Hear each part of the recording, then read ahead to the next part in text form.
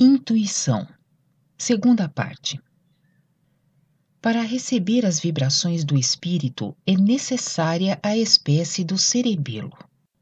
Isso nem pode ser contornado, pois o cérebro anterior, já pela atividade, tem de preparar a transição para a fina matéria grosseira, e por isso é também de constituição completamente diferente, muito mais grosseira.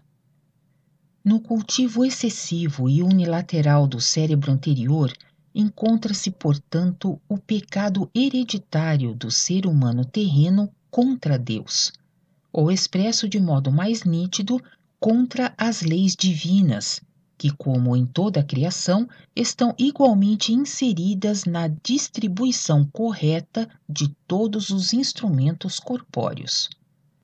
A conservação dessa distribuição correta teria trazido em si também o caminho certo e reto para a ascensão do espírito humano.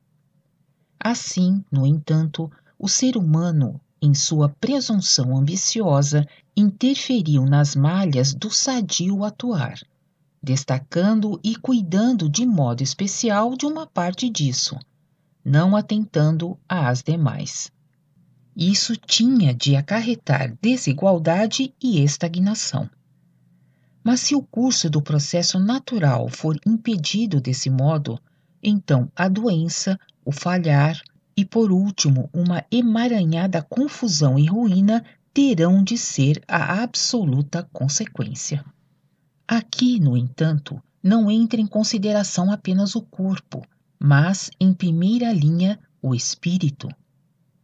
Com esse abuso do cultivo desigual de ambos os cérebros, no decorrer dos milênios, o cérebro posterior foi oprimido pela negligência e, com isso, impedido o espírito em sua atividade. Tornou-se pecado hereditário, porque com o tempo o cultivo excessivo e unilateral do cérebro anterior já é transmitido a cada criança, como herança de matéria grosseira, pelo que lhe dificulta de antemão, incrivelmente, o despertar e o fortalecimento espiritual, porque a ponte do cérebro posterior, indispensável para tanto, não lhe ficou mais tão facilmente transitável e, muito frequentemente, foi até cortada. A criatura humana nem sequer pressente que ironia há nas expressões criadas por ela própria, cérebro e cerebelo, condenando-a gravemente. Essa acusação não poderia ter sido formulada de modo mais terrível contra o seu abuso da determinação divina. Ela marca com isso exatamente o pior de sua culpa terrena, uma vez que, com criminosa teimosia, mutilou de tal modo o instrumento fino do corpo de matéria grosseira que devia auxiliá-la nesta terra, que este não somente não lhe pôde servir assim, como foi previsto pelo Criador, mas tem de conduzi-la até as profundezas da perdição. Pecaram assim muito pior do que beberrões, ou aqueles que, entregando-se a todas as paixões, destroem seus corpos. E, além disso, ainda têm a arrogância de querer que Deus se lhes deva tornar de tal modo compreensível que eles, no invólucro arbitrariamente desfigurado de seu corpo, também possam compreender. Por cima desse crime já praticado, ainda há essa exigência. Em desenvolvimento normal, a criatura humana teria podido escalar os degraus para as alturas luminosas de maneira fácil e cheia de alegria, se não tivesse interferido na obra de Deus com mão criminosa. Os seres humanos do futuro terão cérebros normais, que, trabalhando com uniformidade, se apoiarão então mutuamente, de modo harmonioso. O cérebro posterior, que se chama cerebelo, por estar atrofiado, robustecer-se-á então, porque chegará à atividade certa até ficar em relação correta com o cérebro anterior. Então haverá novamente harmonia, e o contorcido e doentio terá de desaparecer. Agora, sigamos para as demais consequências do modo de vida errado de até então.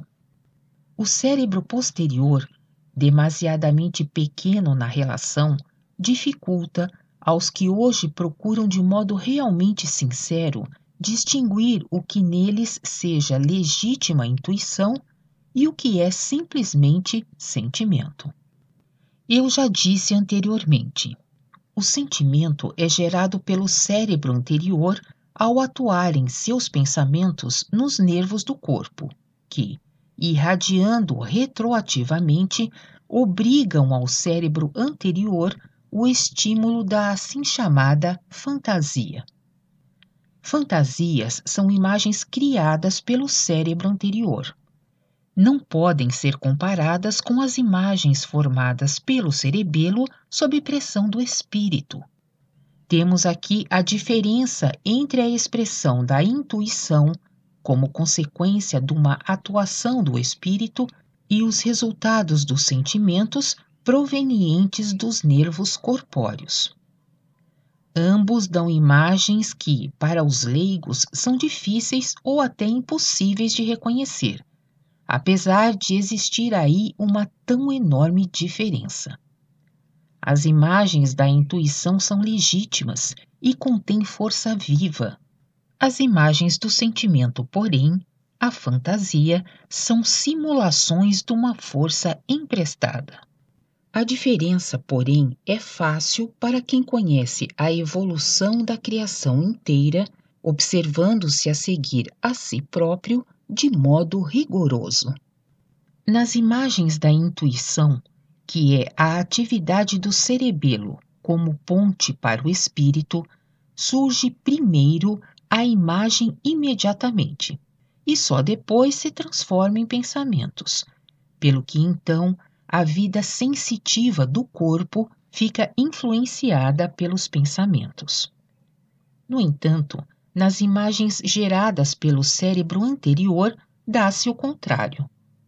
Aí os pensamentos têm de anteceder, a fim de estabelecerem as bases das imagens. Mas tudo isso se passa tão depressa que quase parece uma só coisa. Com um pouco de prática em observar, contudo, uma pessoa pode, em pouco tempo, distinguir com exatidão de que espécie é o processo. Uma outra consequência desse pecado hereditário é a confusão dos sonhos. Por esse motivo, as pessoas hoje não podem mais dar aos sonhos aquele valor que lhes caberia propriamente. O cerebelo normal transmitiria os sonhos, influenciado pelo espírito, de maneira clara e inconfundível. Quer dizer, nem seriam sonhos, mas vivências do espírito acolhidas e retransmitidas pelo cerebelo, enquanto o cérebro anterior repousa em sono. A atual força dominadora do cérebro anterior, ou diurno, porém, exerce também durante a noite sua influência, irradiando sobre o sensível cérebro posterior. Este, em seu enfraquecido estado atual, acolhe as fortes irradiações do cérebro anterior simultaneamente com as vivências do espírito, originando-se assim uma mistura semelhante à exposição dupla de uma chapa fotográfica. Isso resulta, então, nos sonhos confusos atuais. A melhor prova disso é que, muitas vezes, também surgem nos sonhos palavras e frases que só se originam do funcionamento do cérebro anterior, o único a formar palavras e frases por estar ligado ao espaço e ao tempo mais intimamente. Por essa razão, o ser humano agora também não está mais acessível ou só precariamente a advertências e ensinamentos espirituais através do cérebro posterior.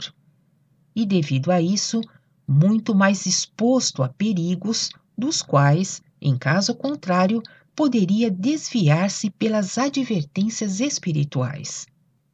Assim existem, além dessas mencionadas consequências más, muitas outras que a interferência do ser humano nas determinações divinas trouxe consigo. Pois, na realidade, todo o mal se originou somente desse único falhar, hoje tão visível a qualquer um, e que foi tão só um fruto da vaidade originado pela aparição da mulher na criação. Liberte-se, portanto, o ser humano finalmente das consequências do mal hereditário, se não quiser se perder. Tudo, evidentemente, requer esforço, assim também isto.